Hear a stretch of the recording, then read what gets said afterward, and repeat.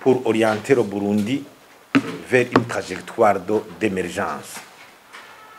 Parsem alors s'est donné comme mission de faire le monitoring régulier de la situation économique et de gouvernance pour voir si réellement le gouvernement est en train de prendre des mesures concrètes, des solutions idoines aux défis auxquels le Burundi est confronté pour sortir des affres de la pauvreté.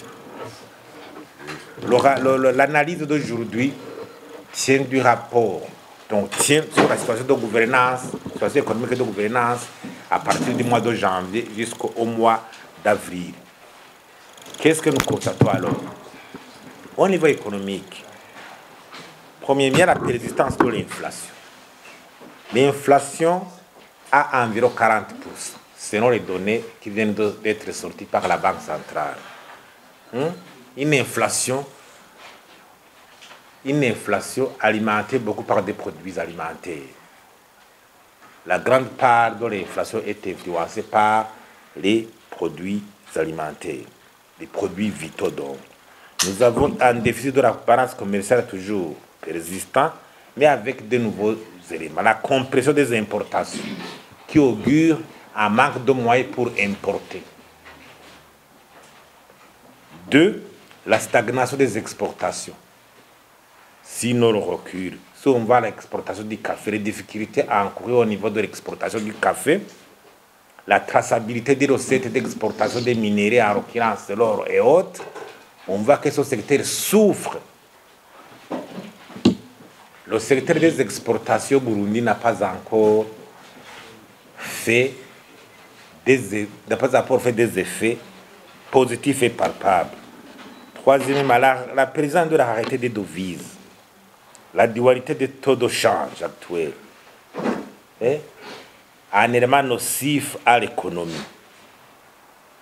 Et là où le bas blesse, c'est que les mesures que vient de prendre la Banque centrale, notamment l'exigence de la rétrocession par les banques commerciales à la BRB de toutes les devises reçues de la part des ONG internationales et locales et autres, et les devises de courant de l'exportation du café, sont des mesures de recul qui risqueront d'empirer la situation. On avait avancé, mais on recule.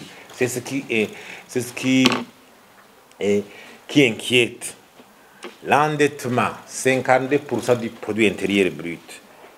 Alors que au niveau du budget, si on analyse la publication de la révision budgétaire au mois de mars, on constate qu'il y a une réduction des dépenses d'investissement. Alors c'est contradictoire. Quand l'endettement augmente, alors que les dépenses d'investissement diminuent, c'est un problème. On s'endette pour le fonctionnement. Où est-ce qu'on va en arriver? La crise de l'énergie, la présidence du manque de carburant, donc c'est empiré. Ces 4 premiers mois, janvier, février, la réalité du carburant a eu des effets beaucoup plus néfastes par rapport au mois précédent de la fin de 2024. Les coupures intempestives de l'électricité qui causent un tort aux investisseurs et à la vie des ménages. Les raretés des produits comme des produits braroudi, les boissons braroudi, sucre, qui créent un tort au niveau de l'organisation commerciale. Vous savez, les prix d'export, maintenant le gouvernement ne peut plus contrôler les prix des produits braroudi. Au niveau de la gouvernance, il faut une vision, il faut que la vision ait un document opérationnel qui montre la trajectoire. Comment est-ce qu'on va arriver aux objectifs de la vision? Quel est le modèle de développement choisi? Quelles sont les fenêtres d'entrée?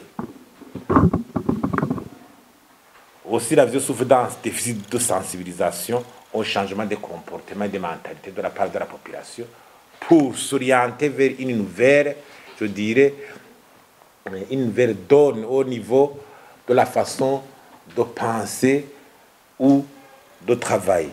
La lutte contre la corruption, certes, il y a une avancée, et notamment l'organisation de la retraite pour l'élaboration de la stratégie nationale de lutte contre la corruption, mais il n'y a pas encore de forme structurée au niveau de la lutte contre la corruption.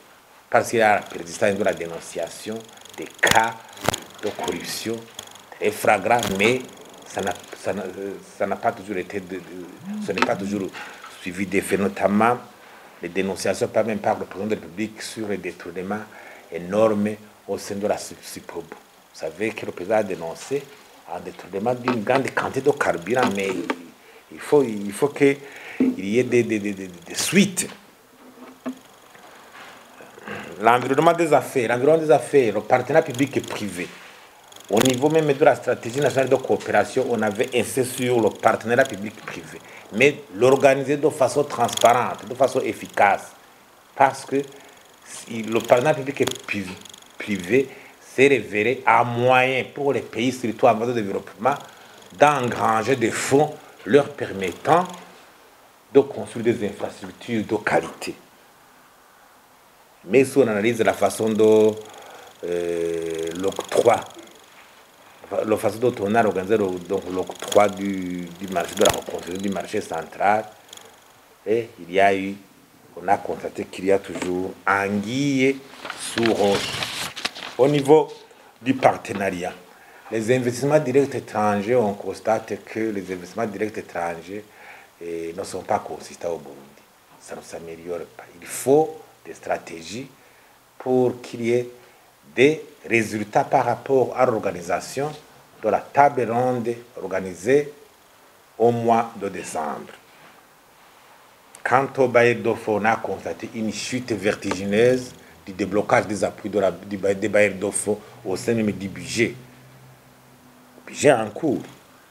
Sans parler du dialogue entre le Fonds monétaire international et le gouvernement qui a capoté. Cela aussi a des conséquences au niveau de la rentrée des devises dans les caisses de l'État.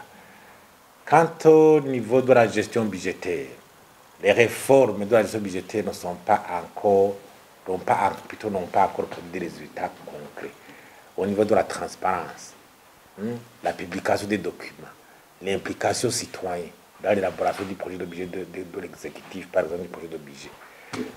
Certes, il y a une avancée, comme on dit que le ministre des Finances aujourd'hui est en train de présenter le projet de budget au Parlement, mais comme l'élaboration du budget n'est pas le résultat d'un processus consultatif depuis certaines périodes pour que les citoyens aussi aient à donner leur contribution par rapport au processus, aux priorités qu'il faut engager, il y a encore un déficit.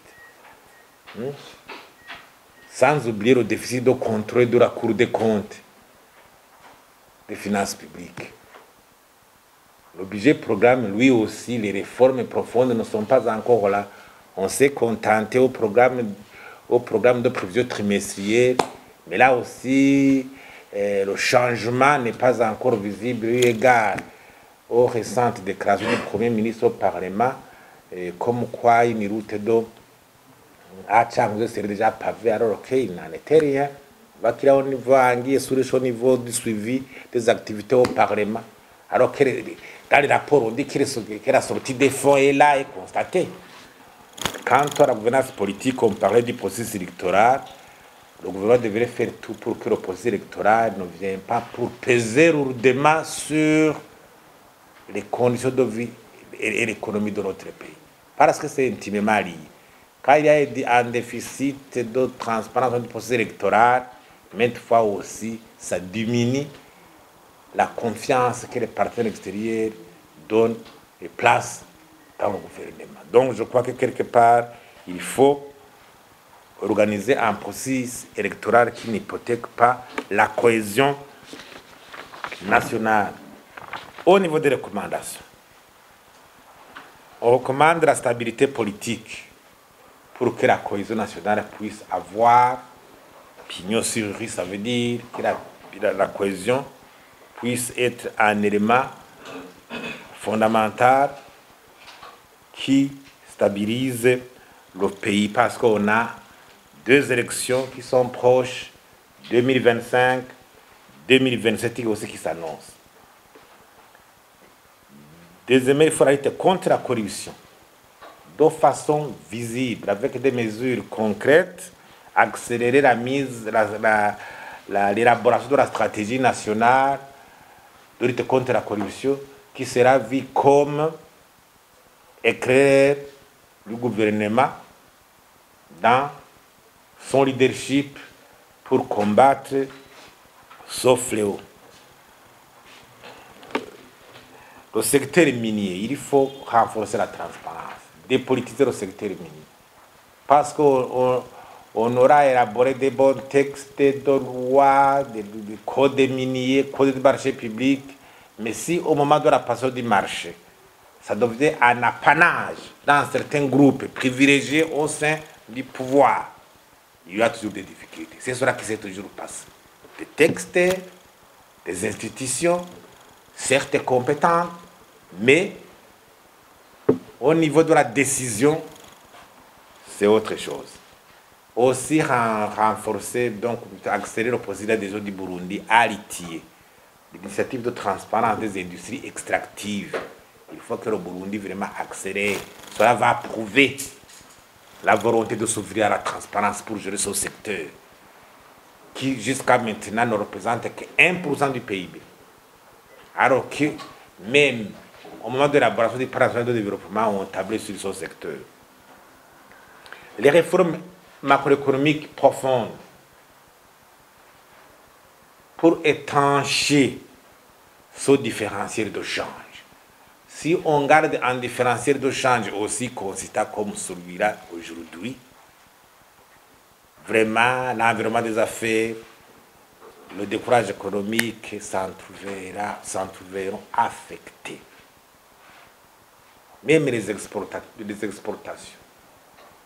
Les exportateurs éprouvent des difficultés suite à cet environnement macroéconomique. Les mesures budgétaires et monétaires qui ne viennent pas pour contrecarrer la volonté des Burundais pour travailler et augmenter la production, combattre l'inflation avec des mesures réelles. Parce que combattre l'inflation, en se disant qu'on va fixer les prix, on va faire un décret pour fixer par exemple les produits alimentaires, ça ce n'est pas une mesure pour combattre l'inflation.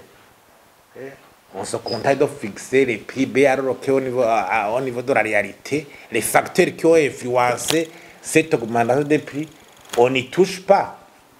Le résultat devient haut. Renforcer le partenariat avec les bailleurs de fonds, les investisseurs. Parce que le Burundi ne peut pas décoller sans investissement direct étranger, sans appui des bailleurs. Il sera difficile de décoller. Même tous les pays qui nous ont précédés sur le chemin de l'émergence ou autre. C'est ça, transfert de la technologie, les investisseurs étrangers, les appuis. Parce que si on réalise même l'état de nos infrastructures, on va atteindre les objectifs de la vision 2040-2060 pour ne pas transformer cette vision en un simple slogan.